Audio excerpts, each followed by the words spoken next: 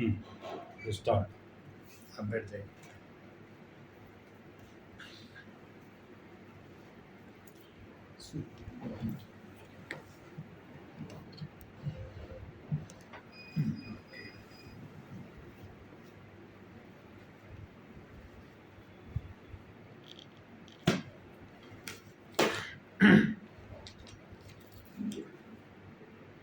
सब पापस्य अकरणं कुशलस्य उपसम्पदा सचेत पर्योदपनं एतं बुद्धां ससुनं। महान कारुणिक तथागत सम्यक संबुद्ध भवसः समस्त उपासक उपासिकाएं, आज मैं, क्या नाम उपासक जी आपका? राम प्रकाश गौतम। राम प्रकाश गौतम जी काफ़ी लंबे समय तक बुद्धिज्म में कार्य करते रहे हैं और कर भी रहे हैं अभी तक। मैं इनके बच्चों के लिए मंगल कामना करता हूँ, बुद्ध धर्म और संघ से मैत्री के लिए। जीवन में यदि कुछ बदलाव होते हैं, उन बदलावों को हमें बदलना चाहिए और परिवर्तनशील होना बहुत ज़रूरी है। जैसे भगवान बुद्ध बताते हैं कि 4 प्रकार के लोग इस संसार में पाए जाते हैं। पहला है जो अपने लिए जीता है, जो दूसरा है वो दूसरों के लिए जीता है, जो तीसरा है मैं और तुम में लेकर चलता है। केंद्र बिंदु इसको नहीं, कैमरे से उधर से सामने डायरेक्ट आपसे बात करें, वो तो रिकॉर्डिंग होता है। और जो चौथा है वो हम सभी एकजुट बांधने के लिए काम करता है। इसका जीता जो उदाहरण है एक भंते और उपासक के बीच में। सोसाइटी क्या है कि जब हम बिहार पे जाते हैं, बौद्ध बिहारों में जाते हैं, एक प्रकार के लोग नहीं जाते, वहाँ पर अनेक प्रकार के लोग आते हैं। कुछ लोग अपनी समस्या लेकर आते हैं, कुछ लोग समस्याओं को बढ़ाने आते हैं, कुछ लोग उस समस्याओं का निदान लेकर आते हैं, और कुछ लोग ऐसे लोग होते हैं जो सिर्फ घूमने के लिए आते हैं, मस्ती करने के लिए आते हैं, और कुछ लोग ऐसे भी होते हैं जो डिस्टर्ब करते हैं लोगों को, और कुछ ऐसे भी लोग होते हैं जो धम्म का श्रवण करने के लिए आते हैं, धम्म को जानने के लिए आते हैं, धम्म का अनुसरण करने के लिए आते हैं। वो जिज्ञासा लेकर आते हैं कि हमें कुछ नई चीज़ें सीखने को मिलेगी। तो अनेक प्रकार के लोग आते हैं। जब एक भंते से एक उपासक पूछता है, भंते जब आप देशना देते हैं बिहार में, तो यहाँ आपकी देशना कुछ लोग सुनते हैं, कुछ लोग नहीं सुनते हैं, और कुछ लोगों को ये जाते ही नहीं है। कुछ लोग आपस में चर्चा करते रहते हैं जैसे वो सदियों से कभी मिले ही नहीं है एक दूसरे से। तो भंते कहते हैं अनेक प्रकार के लोग हैं, आप किस रूप में आए हैं, किस उद्देश्य से आए हैं, इसकी ड्यूटी आप जानिए। आपका कर्तव्य क्या है। आप दूसरों को मत देखिए, आप अपना देखिए कि आप कर्तव्य किस लिए आए हैं, आप क्या सुनने आए हैं, आप अपनी बात रखने आए हैं या धम्म देशना सुनने आए हैं, या बुद्ध धम्म और संघ का जो देशना है उसका श्रवण करने आए हैं। तो कहता है उपासक, मैं तो सिर्फ सुनने आया बुद्ध की देशना। तो भिक्खु कहते हैं सुनो। तो कहते हैं अच्छा आपको एक काम देते हैं, आप जाइए ये कैंडल जला लीजिए। वो कैंडल 3 इस बिहार का प्रांगण का चक्कर लगाइए, 3 चक्कर इस प्रांगण का, और ये ध्यान रखिएगा कि कैंडल बुझनी नहीं चाहिए।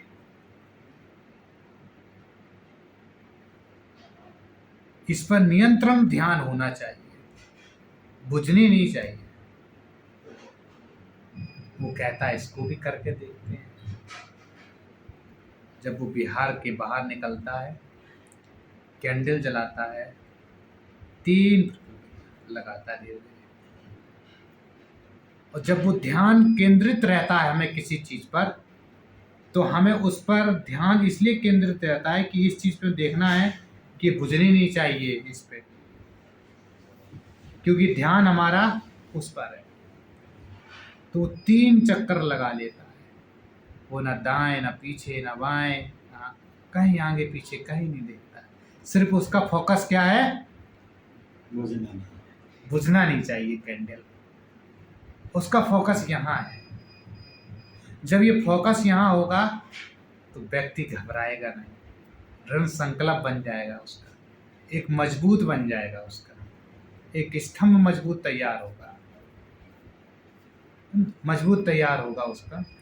तो जब ये चीज़ें जब आ जाती उस व्यक्ति के अंदर, तो वो व्यक्ति वो 3 चक्कर लगा रहा, वो व्यक्ति 3 चक्कर लगाता है ऐसे करके, धीरे धीरे पैर करता है। उसकी जो केंद्रित चीज है, इंगेज जो है ना केंद्रित, वो सिर्फ कैंडल के ऊपर रहता है। जब वो 3 चक्कर लगा लेता है, इसके बाद जो कैंडल होती है वो बिहार में जाकर लगा देता है। फिर भंते पूछते अब बताइए ऊपर आपने क्या सीखा इससे? कहा भंते मैं ये सीखा कि ये बुझनी नहीं चाहिए। केंद्रित दिमाग यहाँ था। थोड़ी भी हवा आती थी हम इधर कर लेते थे, और धीरे गति से यदि हम इसको देख रहे थे तो बहुत ये बुझी नहीं है। नियंत्रण चलती रही, अपने जो स्पीड थी उसकी स्पीड चलती रही। तो भंते ने बोला इसी प्रकार के लोग भी होते हैं। आपने इतना ध्यान दिया, इसी ध्यान से यदि आप देशना सुनेंगे बुद्ध की, तो आपका जीवन मंगलमय होगा। तभी मंगलमय होगा। और जब आप इतने ध्यान से किसी चीज़ को नहीं सुनेंगे, तो ये आम इंसान जैसे लोग होते हैं ना, इनको कोई भी बेनिफिट नहीं होता है। आए या ना आए, इनका कुछ भी पता नहीं चलता है, कुछ भी चीज़ें नहीं होती। तो आप अंदाज़ा लगाइए कि आप किस काम के लिए आए हैं बिहार में। ये जिम्मेदारी आपकी है, ये बिहार आपका है, यहाँ का वातावरण बनाना आपका है, यहाँ पर शांति बनाने आपकी जिम्मेदारी है, यहाँ पर ज्ञान वर्धन करना है आपकी जिम्मेदारी है। ये आपकी है ड्यूटी। यदि आप ज्ञान वर्धन करने के लिए आए हैं तो आपको ज्ञान मिलेगा। तो इस प्रकार के लोग होते हैं बिहार में। क्योंकि जो प्रकार के लोग आते हैं ना, जो सभी को एक साथ लेने वाले लोग आते हैं, वो कभी किसी को डिस्टर्ब नहीं करते हैं। तो ध्यान से मनन से बुद्ध की वाणी सुनते हैं, देशना सुनते हैं। जब भगवान बुद्ध देशना दिया करते थे, तो उनकी देशना में किसी की हिम्मत नहीं होती थी कि उठ जाए, किसी की हिम्मत नहीं होती थी। क्वेश्चन एक करता था, लाभ सभी को मिलता था। आपके माध्यम से आप एक जरिया हो, जरिया बने, लेकिन लाभ आप ले रहे हैं, आपके माध्यम से और भी लोग ले रहे हैं। ये बुद्ध की वाणी है, ये धम्म का भी नहीं है। आप जब सीखेंगे तभी आप सिखा पाएंगे। आप नहीं सीख पाएंगे, आप नहीं सिखा पाएंगे किसी को। तो हर व्यक्ति को जिम्मेदारी समझनी पड़ेगी अपनी। भारत बुद्धमय बनाना है। हम लोग चिल्लाते हैं भारत बुद्धमय हो जाओ, हो जाए हो जाए। चिल्लाने से क्या भारत बुद्धमय होगा? बिल्कुल नहीं। जब स्वयं परिवर्तन नहीं कर पा रहे और हम दूसरों से अपेक्षा रखते हैं कि वो परिवर्तन हो जाए, तो क्या वो परिवर्तन होगा? असंभव। तो बुद्ध कहते हैं अत्तदीपो भव। आप अपना दीपक बनो। जब आप दीपक बन जाएंगे तो आप अपने दीपक से दूसरे का दीपक जलाएंगे। जब आप स्वयं का दीपक नहीं जला पा रहे हैं, अंधकार में हैं, तो आप दूसरों का दीपक कैसे जला पाएंगे? उजाला कैसे कर पाएंगे दूसरों के घरों में? जब अपना घर ही अंधेरा है, हमको ही नहीं पता चल रहा है कि माचिस कहाँ रखी है, घर आपका, जिम्मेदारी आपकी, और आप माचिस ढूंढने जा रहे हैं। अपने घर में ही आपको पता नहीं कि हमारी चीज कहाँ रखी, तो अब दूसरों के घर की कैसे चीज आपको पता होगी? बहुत सही। अब दूसरों के घर की कैसे बात पता कर लेंगे? आपके अंदर गंदगी भरी, मेरे अंदर गंदगी भरी, मैं अपनी गंदगी को बाहर कर नहीं पा रहा हूं, मैं दूसरों की गंदगी तलाश रहा हूं और दूसरों से अच्छाई लेने की कोशिश कर रहा हूं। हमारे पास तो कपट भरा हुआ है, हम दूसरों की अच्छाई ले रहे हैं, तो कैसे होगी ये बात? तो यहां पर बुद्ध कहते हैं, हे मनुष्य, आप कब सुधरोगे? कुछ तो सुधार लाइए अपने जीवन में। हम पहले भी पिटते चले आए, अभी भी पिटते चले जा रहे हैं। हमारे अंदर ताकत कब आएगी? खाना वो भी जानवर भी खाता है, खाना हम भी खाते हैं। यदि इंसान से ज्यादा बुद्धि जानवर में होती ना, तो विकास कर लेता वो। तो क्यों? खाना वो भी खा रहा है ना, और हम भी खा रहे हैं। हमारे पास बुद्धि है, विवेक है, तो हम विकास कर रहे हैं ना। तो इस अंधकार को नष्ट करने के लिए हमें किसकी जरूरत पड़ती है? ज्ञान की। ज्ञान क्या है? दीपक।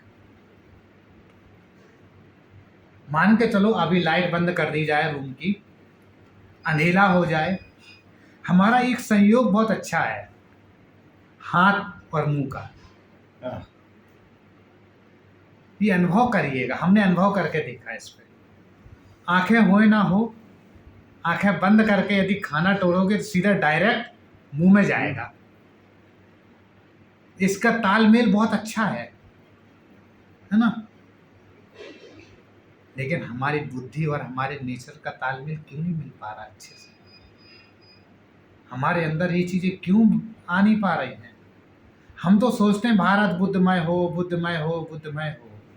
अरे कैसे होगा जब आप एक दूसरे की खींचतान, टांगे खींचने में लगे हो, कुर्सी की लड़ाई लड़ने में लगे हो। एक किसी व्यक्ति को किसी संगठन से निकाल दिया, तुमने निकाल दिया, कोई बात नहीं, हम 2 आदमी बन के एक संगठन तैयार कर लेंगे, हम अध्यक्ष बन जाएंगे। तो लड़ाई यहाँ किसकी चल रही?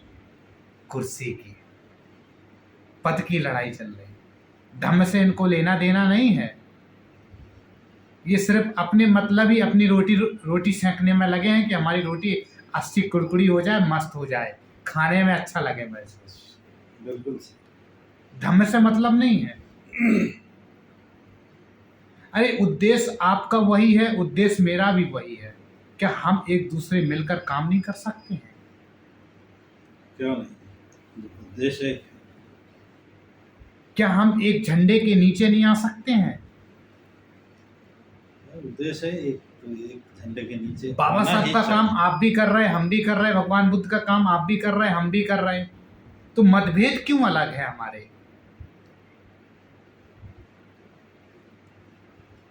हमारे आपस में आपस की एक मतभेद हो सकता है, लेकिन धम्म में कोई मतभेद नहीं है। धम्म सबके लिए बराबर है। इसलिए भगवान बुद्ध ने कहा मध्यम मार्ग,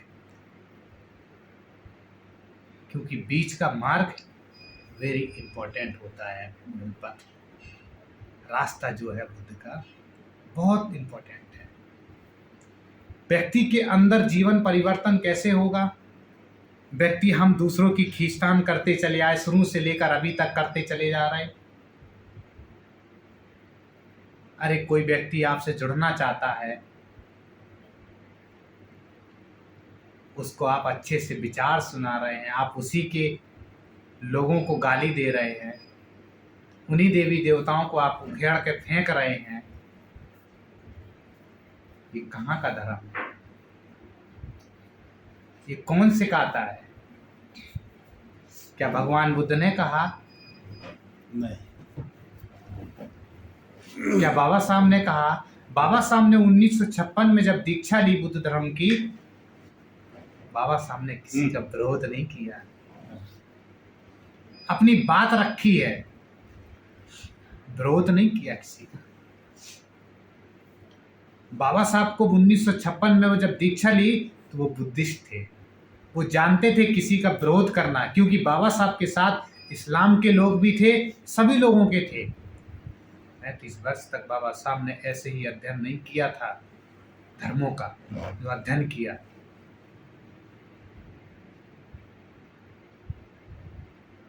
उस अध्ययन में भी बहुत सारी चीजें छुपी है,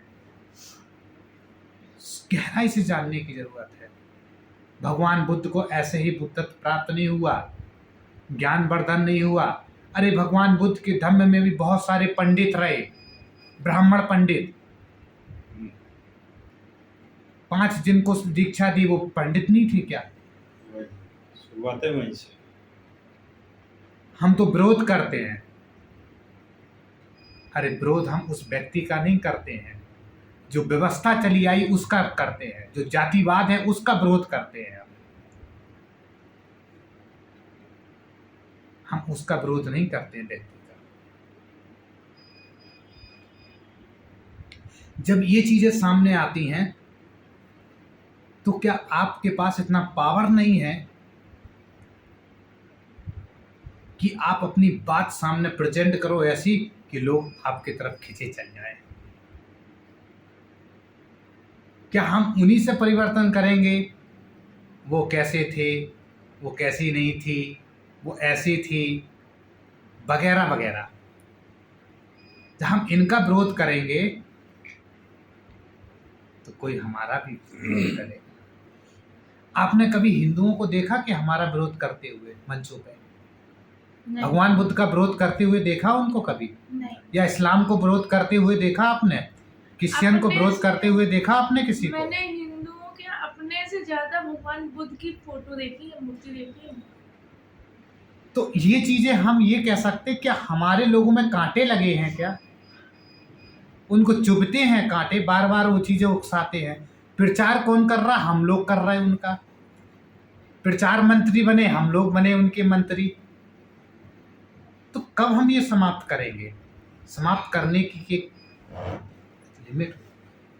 आप भगवान बुद्ध के विनय पे बात करो, अभिधम्म पे बात करो, सूत पिटक विनय पिटक सूत पे बात करो, भगवान बुद्ध की बेसिक जो टीचिंग है उस पे बात करो। कौन नहीं जुड़ेगा आपसे? हर व्यक्ति जुड़ जाएगा। ट्राई तो करिए आप। अब ट्राई ही नहीं करना चाहते हम लोग तो भाग्य के भरोसे बैठे, भैया ऊपर वाला जो होगा वही देखेगा, वही करेगा। अरे उपासक जी करेंगे, हम नहीं करेंगे। फिर हम किस लिए आए हैं इस पृथ्वी पर जब हम नहीं करेंगे? तो यदि बाबा साहब सोच लेते, अरे हमें तो अच्छी नौकरी मिल रही है, अच्छा घर बंगला सब कुछ मिल रहा है, तो क्या जो आज संविधान, आज आप अच्छे से रह रहे हैं, खा रहे हैं, पी रहे हैं, ये किसकी देन है भाई? बाबा साहब। बाबा साहब की देन है ना। बाबा साहब का जो संघर्ष है वो तो सभी ने देखा, सभी पढ़ रहे हैं उसको, सभी जान रहे हैं। तो मेरा कहने का तात्पर्य यही है कि हमें बुराइयों को ख़त्म करने के लिए सबसे पहले अपने अंदर की बुराई को ख़त्म करना पड़ेगा, क्योंकि बुराई हमारे अंदर है। हम बाबा साहब को दलितों के मसीहा कह कर हम खुद बाबा साहब को एक दलित बनाकर एक कैटेगरी में बनाकर रख दिया, कद भी छोटा कर दिया। जब कैटेगरी में हो तो कद तो छोटा हो ही जाएगा वो। अरे हमारे लोगों को अच्छी बातें चाहिए, हम डायरेक्ट उन पर उंगली उठाएंगे ना तो व्यक्ति हट जाएगा। इन चीज़ों पे हमें काम करने की ज़रूरत है। यदि हम किसी महिला से कह दें सिंदूर लगाना गलत है तो नहीं मानेगी, बिल्कुल नहीं, अरे लड़ जाएगी। लड़ जाएगी वो। बिछिया पहनना गलत है, लड़ जाएगी। लड़ जाएगी। आप डायरेक्ट मत कहो, इनडायरेक्ट का उपयोग करो। आप उसको ऐसा समझाओ कि उसको बुरा भी ना लगे और वो व्यक्ति समझ जाए जल्दी। उसको महसूस कराओ कि इन चीज़ों पे जाओ आप। जब वो ऑटोमेटिक जब बुद्धिज्म को समझ लेगा ना तो उसकी रुचि बढ़ेगी, फिर और पढ़ने की और जानने की रुचि बढ़ेगी। जब वो जान जाएगा तो ऑटोमेटिक ही छोड़ देगा, आपको छोड़ने की ज़रूरत नहीं पड़ेगी।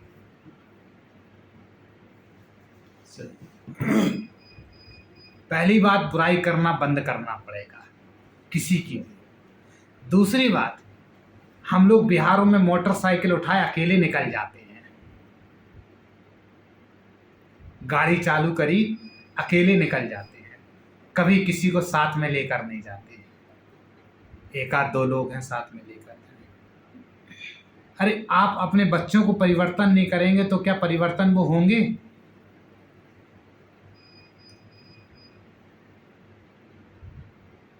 हमें दूसरी बात को भी ध्यान में रखना चाहिए। हम कहीं पर भी जा रहे हैं, हम अकेले मत जाएं, एक दो साथियों को लेकर जाएं जरूर। अरे हम तो एक मार्गदाता बन सकते, एक रास्ता दिखा सकते हैं, उस जगह तक पहुंचा सकते हैं, फिर तो वो ऑटोमेटिक ही परिवर्तन हो जाएगा। जब उसको ज्ञान की बातें मिलेंगी ना तो परिवर्तन ही हो जाएगा। सोचो कि साल में हमने एक बार बाबा साहब की जयंती मना ली, अच्छी बात है। जयंती में नए लोगों को पता भी चल जाता है कि बाबा साहब की जयंती हो रही है, लेकिन क्या उससे हम एक बार भाषण देने से साल में दूसरी बार फिर भाषण देंगे परिवर्तन हो जाएगा? हमें बार बार उनके बीच में जाना पड़ेगा, हमें बार बार उनको मोटिवेशन देना पड़ेगा, बार बार बुद्ध और धम्म की बात बतानी पड़ेगी, हमें बुराइयों को ख़त्म करके अपनी बात रखनी पड़ेगी, तब परिवर्तन होगा। जब वो इतना समझ जाएंगे ना बुद्धिज्म को तो उनकी जिज्ञासा और बढ़ेगी।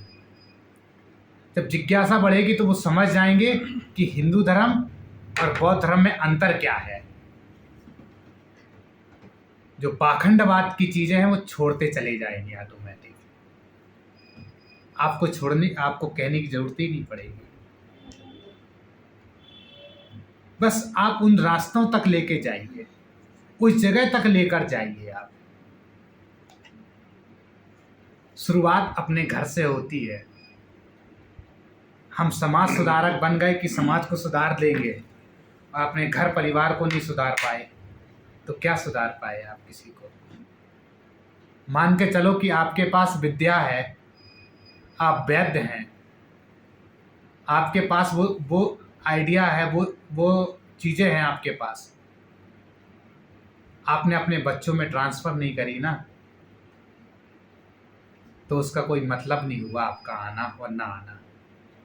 पता तो है कि आपने एक बीज बोया है, फूल आपने उत्पन्न करे हैं, फूल तो मिल रहे। क्या बाबा साहब की बॉडी है? नहीं। है? शरीर है उनका? नहीं है। बाबा साहब की अच्छाइयाँ हैं पूरे भारत में। तो इस संसार में ऐसा कुछ करके जाओ, आप रहे ना रहे लेकिन आपका नाम तो रहे। अरे अपने हम पूरे पूरे का नाम नहीं तो कम से कम अपनी सोसाइटी में तो हमारा नाम रहे। हमारे बच्चे गर्व से कह सके कि हम इनके पिताजी इनके बेटे हैं, इनकी बेटी है, गर्व से कह सके।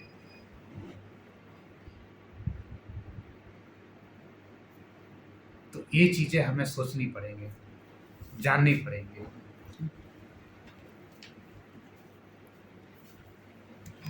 आज बहुत अच्छी जानकारी बनते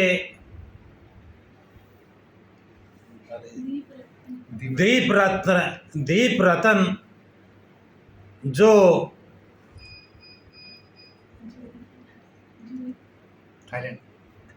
थाईलैंड में रहते हैं, वहाँ से पीएचडी कर रहे हैं, आज हमारे अनुरोध पर आए हुए हैं और बहुत ही महत्वपूर्ण जानकारी उपलब्ध कराई है। इसके लिए उनको बहुत बहुत साधुवाद। और